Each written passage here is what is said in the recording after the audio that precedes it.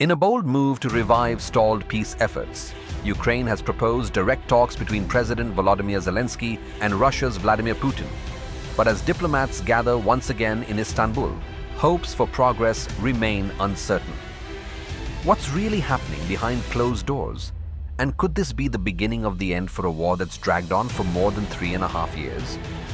It's Wednesday in Istanbul, and once again, Russian and Ukrainian negotiators are meeting in hopes of ending a war that has devastated lives, leveled cities, and strained global geopolitics since February 2022.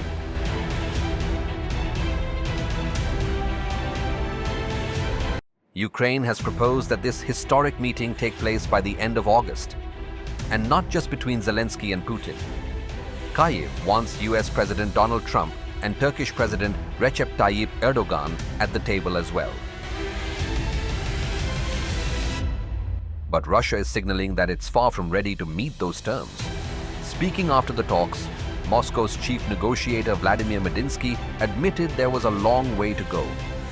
Still, some small steps were taken. Both sides agreed to exchange 200 prisoners of war each.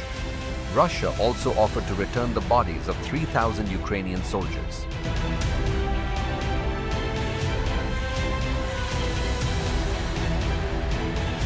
Medinsky added that Russia has again proposed brief 24 to 48-hour ceasefires to allow for the recovery of wounded soldiers and the dead. But even those short truces hinge on fragile trust and coordination, which have been difficult to achieve.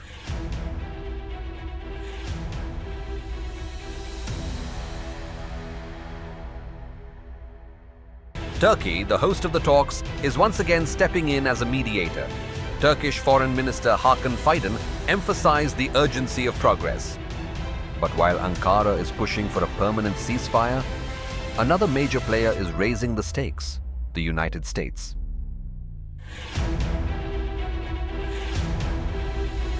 Just last week, President Trump gave Russia a 50-day deadline to end the war or face a new wave of sanctions. But so far, the Kremlin hasn't budged. White House officials say Trump has been calling Putin regularly since January, but has yet to secure any meaningful concessions. So what's holding things back? For one, Moscow and Kyiv still have fundamentally opposing visions for peace. Russia insists Ukraine must retreat from 4 regions it annexed in 2022.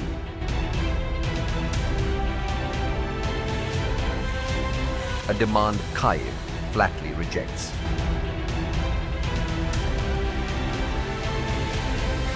Ukraine also refuses to recognize Russia's control over Crimea, annexed back in 2014. The Kremlin says there's still a lot of work to be done before leaders can even meet, and nothing indicates Putin is ready to change his stance. Meanwhile, the war shows no signs of slowing down. On the eve of the talks, Russian forces launched 71 drones across 4 Ukrainian regions.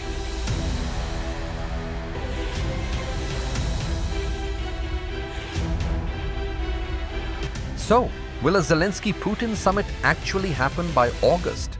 That's still far from guaranteed. But one thing is clear.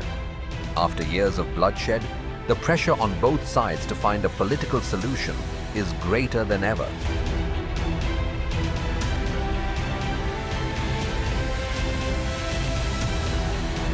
For now, the world waits as soldiers fight, leaders talk, and hope flickers for a fragile peace.